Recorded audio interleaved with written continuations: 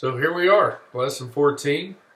Ready to finish this thing up and get to your final and get this thing completed and move on to something better. So, like I said many times before, I hope you've enjoyed it up to this point. It's been a really good course for me. I hope that you've gotten to see the practical side of investigations. I know sometimes in getting a degree, you don't get a whole lot of practical side. So when myself and Mr. Lee sat down, we decided we wanted this course to be a little more practical. And sometimes I know that can be painful in an online learning environment, but in fact, we've done a pretty good job of that. And this last assignment is no exception to that. So I'm going to be giving you a quick lecture on counter-narcotics investigations. Something that's very near and dear to my heart. It's what I did for most of my time as a professional law enforcement officer. So we're just going to jump right in this, and we'll talk briefly about your assignment at the end to give you a little heads up, couple of lead-ins to get you going on that, to get you headed in the right direction. So let's talk about counter-narcotics in a nutshell. First off, you are going to be living the life that you see in the movies. Not the shootouts and the car chases every day, but the long hours, the stress, spending time in the neighborhoods where the drug dealers are. It's a crazy thing to get into their world and to actually live this life and to see that existence. That's one I obviously didn't understand very well as far as from a lifestyle standpoint, but I can definitely see how these people get caught up into really what's the economy of drugs. And so many times it is an economic thing for many of the dealers. And the crazy thing is many of the dealers are also users, and the users are dealers. And so it creates its own black market, its own circle of friends, its own subcultures. And so you're just going to have to get into that world, and you have to be okay with that. And so it can, like I said, get very stressful and take over your life. And so you've got to be okay with crazy hours. You've got to keep the hours they keep in order to do a lot of the investigative techniques that it takes to gain the evidence. And it takes a lot of dedication to the case, because it always seemed like things never went like you wanted them to the first time. And generally when things were going well, was at the worst time in your personal life, meaning they're usually dealing lots of drugs on the weekends. They're doing a lot of activity at night, times that normal people aren't working. And so you've got to be okay with getting in their world, with dealing with the crazy hours, and showing the dedication to the case that the case dictates to. Let's talk about how these cases start. One of the number one ways they start are arrests. Some chief of police or major or some type of supervisor starts to realize, man, we've got a ton of arrests going on for these types of narcotics offenses on this specific side of town. And so you start to see the statistics dictate that we need to bring in a more specialized approach. That's when investigators or agents are called forward to try to figure out what's going on. You also go off on tips. Sometimes folks in the neighborhoods that these things take over, they decide to fight back, and they're going to fight back in the way of becoming a confidential informant, giving you a heads up that, hey, I believe this house has got this going on. That doesn't happen a whole lot, but it does. It does. Obviously, a lot of times people on these sides of towns are scared of these people, so they're not necessarily all about coming out, and they're kind of dependent on you to help them take care of it, which I understand. You've also got patrol officers. Some of them, maybe want to be detectives someday, or maybe formerly were detectives, but you get patrol officers, whether regular officers or supervisors that are working in the patrol world, that start to observe that they've got a criminal organization going on one side of town. And so they will start to collect intel for you, which can be used to open up your investigation. Obviously, we talked way back when, you got to have information to open up investigations. And so they can provide you with the intelligence and information that you need to open up an investigation and start looking into your techniques. So arrests, tips, and patrol officer observations, those are typically the three ways that counter narcotics investigations get started. Let's talk about techniques. There's going to be several. I'm going to blow through these really quick. They're kind of common sense. If you want to learn how to really do these, then obviously you need to go to Police Academy. I don't want to give out too many keys to the kingdom here, but you'll have a pretty good idea of what it is you would need to know as a counter narcotics investigator. First thing you want to do is pinch a user. A lot of these investigations, you can't just start at the top and work your way down. That obviously is counterintuitive and doesn't make any sense. So you're going to start at the bottom. And so this is, you kind of pick out the low-hanging fruit. You find a user that maybe has something to lose. Sometimes you get users that have been in and out of jail their whole life, really living a tough existence. They don't have a home. That user's probably not going to work with you because they don't have a whole lot they just don't have much to use. And so you generally would find a user that has something to lose. Somebody that's maybe down on their luck. And a lot of times, guys, this sounds kind of crooked, but it's really not. Most of the time, the folks that we use for informants come out way better on the back end than they were when we found them. And so we were able to get them help. We're able to financially help them along a little bit for paying them for their work for us. And they're not an employee, but they are somebody that's better in the community. So we don't mind giving them a reward for what they're doing, just as you give somebody a reward for giving information on a fugitive or something in that case. You're also going to look at mobile device forensics. Man, this is huge in 2019. You can get a really good picture of an organization from just one cell phone. And I think a lot of dealers think, well, I can insulate myself and I can throw phones away and I can use this phone, that phone. You go back to the song a couple of years ago, I got 2 phones. It doesn't matter how many phones you got. It doesn't matter how often you throw it away.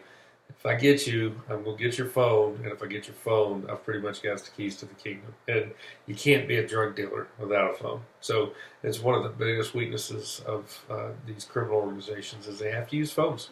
And there's no getting around it. There's no way of protecting themselves or layering themselves from it. It just is what it is. Next thing we'll use are search warrants. These are obviously very useful to get into, whether they call it the trap house or whatever it is they want to call it. We can go there. We can generally get into personal homes, storage spaces, businesses, wherever they're storing the narcotics, wherever they're laundering the money, wherever they're doing the actual deals, wherever they're laying their head. There's going to be treasure troves of evidence. And again, to go back to what we said, a lot of times these people are using narcotics themselves, whether it's the one they're actually dealing or not.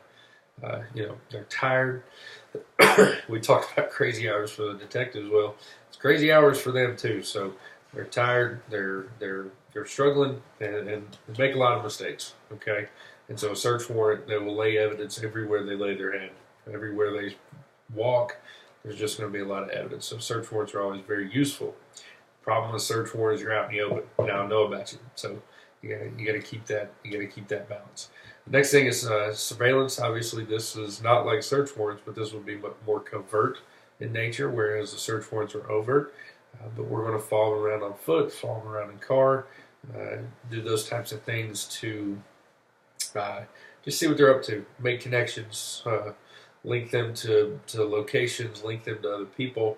And the more links you build, the better conspiracy you can paint. And we'll talk about conspiracies here just in a second. Interview and interrogation. Man, this is a big one. A lot of people, they discount these types of things. Of course, we've talked a couple weeks ago about interview and interrogation and those methods. Obviously, a lot of folks that sell and deal drugs, they see them as fulfilling a purpose. I'm just a businessman. I know I'm not on the right side of the law, but hey, I'm just trying to feed my family here. And these people wanted it. I didn't force it. I didn't kidnap them. I'm not violent. I didn't shoot anybody. There's lots of good ways to pick into these folks' lives and get what it is that you need in order to build the picture of the organization. So interview and interrogation is incredibly important. Even if you're just talking on an unrelated arrest. I've arrested a lot of drug dealers on violations of probation and brought them in and sat them down and, kind of put a couple of cards on the table and said, listen, man, I know you're on probation for domestic violence, but I know what you're up to. You need to get on the right side of history. Do you want to do that or not? And then just kind of put it to them and see where they want to go with it. Undercover operations. These are incredibly forward, dangerous things. But obviously, you're going to be very well trained if you're out here carrying this stuff off. Whether you're using an informant or an undercover law enforcement officer to make these purchases. I'll be honest with you, these were the most stressful things I did in law enforcement, just because, wow, I mean, you're committing illegal activity. Now, granted, you have an okay from somebody from the prosecutor's office to do that, but you're really at this point entering the world surreptitiously, and you're not wearing police or DEA, those things across your chest, and now you're pretty much rolling up in the deep with them, and it's nerve-wracking. And I generally didn't like to go there unless we had to. And so there's going to be times where you have to use an undercover. But man, the evidence that you get from an undercover operation is incredible. It shows the inner workings. It shows just things that people can't argue out of in court. There's no way. They can try to argue entrapment, but if you properly advise your undercover operative on what to say and what to do, and they basically stick to it, you're not going to get entrapment. Okay, so the undercover operations, wiretaps is where we're going to listen to a phone. Again, hugely valuable evidence. I will say that the judiciary systems in this country see this as the biggest invasion of privacy, even bigger than a search warrant of a home, believe it or not. And so when you conduct a wiretap, it's an incredible amount of work administratively and with your surveillance of the target. On TV they just say, hey, let's just listen to the phone, see what they're saying. They log on a computer and let's start listening. It does not work that way. You're looking at 6 months work to get to the point to where you feel comfortable going to a judicial representative and asking for a wiretap. And it's an incredible amount of writing, administrative work, surveillance work, all those things. So wiretaps are not what they look like on TV, that's for sure. I would say, and the next thing on technique I want to talk about is overt arrest. Just go after them. Just get out in the streets. Get you a team together. Every time you see what you think's a deal go down, go conduct a Terry stop, conduct an interview, interrogation, see if you can develop enough information to conduct a search of their person, find what you need, and arrest them. Just put a ton of pressure on them. Just every time they turn around, there you are. This a lot of times is called bumper blocking, and just we're gonna hang on you till we get you. This is a technique that is a lot of fun, to be quite honest, but it's also ineffective in most circumstances. I'm not going to say you would never use it, but once a halfway intelligent dealer sees that you've bumper locked them for the day, they're going to go to the house, and it's like we put some pressure on them, but a lot of times you end up making them better at what they do if you would have just stayed covert and done surveillance and tried to build a conspiracy. Next two things I want to talk about are not necessarily investigative techniques per se, but they are tools of the trade. The first thing is a task force. A lot of people hear this term and they're like, they just throw it around, task force, task force. Well, task force is, the book definition would be several different law enforcement agencies with different jurisdictions combined for a common purpose.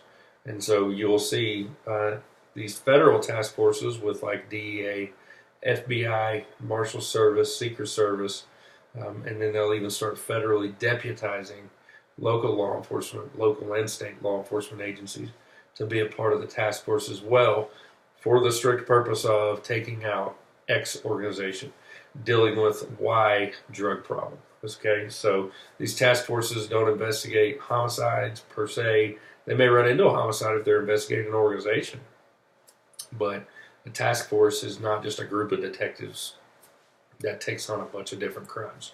It's very focused, and so that's why it's usually very effective at its end game, because you've got a bunch of type A personalities from all kinds of different agencies with great skill sets and tools, really dedicated to taking down one particular type of criminal organization. Last thing I want to talk to you about, again, is not necessarily a technique, but a tool, is conspiracy law. A lot of people hear the term conspiracy and they just throw that around once again, and they don't understand what a conspiracy law is. Conspiracy says, generally speaking, and it differs from state to state and to the federal jurisdiction, but conspiracy law says that you need to commit a certain amount of overt acts, meaning we saw you at a meeting, we saw you at a deal, you've got to commit a certain amount of these overt acts in order to be pulled into the larger conspiracy and charged with trafficking of narcotics. Okay, so that means I don't need to get everybody with dope. I don't need to get everybody with a gun. So if I've got 10 guys that I know are dealing crack cocaine on a certain side of town, and John Doe meets Jim Johnson, and I see them do a hand-to-hand, right? And I think Jim Johnson just sold to John Doe, and so I pull over John Doe 2 blocks later, and he's got dope on him.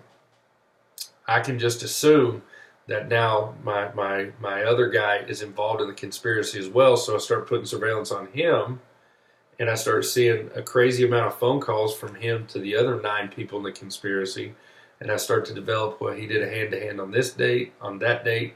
We pulled over both those people. They both had crack cocaine on them. He's calling them before. We've got a text message here that says, hey, do you have that stuff? We're going to bring him in on the conspiracy, even though we never caught him with drugs. After the fact, we also, we basically are going to charge him under the conspiracy laws of whatever state we're in. We're going to charge him with trafficking of the drugs. And so he's going to get the same punishment as everybody else that got caught with the drugs. Okay, so you can see this is kind of tricky, and you better have your T's crossed and your I's dotted, because defense attorneys hear conspiracy and they really start to question it, and they really start to go at your overt acts, and they're going to say, well, how do you know this? Well, I know this because here's the text message before the hand-to-hand I witnessed that says blah, blah, blah, blah, blah, blah, blah. And then the next day they did it again, and both times they both had dope. So when they called the stuff work and meet me at the trap, we know what this meant because we have the dope from the other person. Oh, okay. Well, they're going to probably look at their client and say, you need to plead guilty and look for a deal. Okay? So that's how conspiracy works. And man, it's a really vital tool for these task forces to get these drugs off the street. Because if we are hamstringed by the fact that we have to have drugs on somebody to charge them, wow. I mean, you're complicating life for these law enforcement agents and detectives beyond belief, and you're just not going to have the same results. And so that's why legislatures give conspiracy as a tool to these task forces. Let's talk about your assignment very briefly.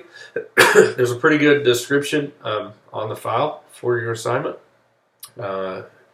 I just want to walk through it verbally with you, just so there's a little bit of clarification. I want you to imagine for a second that you are a DEA agent, Drug Enforcement Administration agent, special agent, assigned to Pikeville, Kentucky.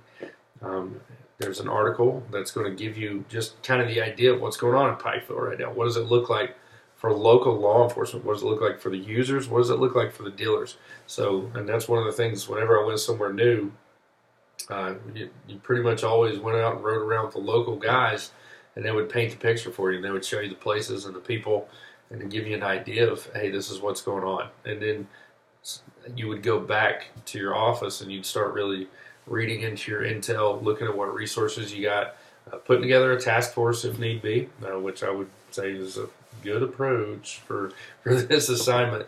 But you would put together what you need in order to approach the problem. And so I want you to detail from front, as in how's the case getting started, or how are you going to start your case, all the way to the back of when you indict and arrest the individuals in whatever conspiracy you undercover in Pikeville, Kentucky. And I want you just to walk me through what the investigation is going to look like as if I'm your supervisor. And so you can do this via PowerPoint or Prezi. I would take a Word document, but I'll just be honest, it needs to be incredibly detailed and laid out very well for me to get the idea. And so, however you feel you want to portray your investigative plan of action to me, I'm fine with that. You guys know I'm very flexible on these assignments. I want you to do it however you see fit. And again, that's really preparing you for the real world. So your scenario is this. Local Pikeville Police Department has arrested a user. You can make up whatever name you want. You can call him confidential informant 1. You can give him a fake name, code name, whatever you want. But a user has been arrested, and he has told the local patrol sergeant that he wants to flip. He is a new user. He has a job, he has a wife and kids, and he doesn't want to go to jail for meth because he knows that a lot of those things will disappear from his life, and it'll pretty much ruin him. And so he's asked the patrol sergeant if he knows anybody can help him on the way to the jail, and the patrol sergeant's called you and says, hey man, meet me at the jail. That's, again, a really good example of how a good case gets started, and you better answer your phone at 2 in the morning when people call. And if you want to work drugs, that's the way it works. And so you have headed to the jail, and that's where you meet with this user, and he says, I will do whatever it takes. And he says, I work for you now. And so the patrol sergeant has contacted the prosecutor. They've agreed to hold on to the charges. So you will still have that charge, but we're not going to officially run it in front of the courts yet. We're going to see what this person does under the statute of limitations, of course, and see if this person can work. And now you have a case. So that's how this is going to work. I really look forward to seeing what you guys come up with. Again, be very detailed with your plan, and let me know if you have any questions. Have a good night.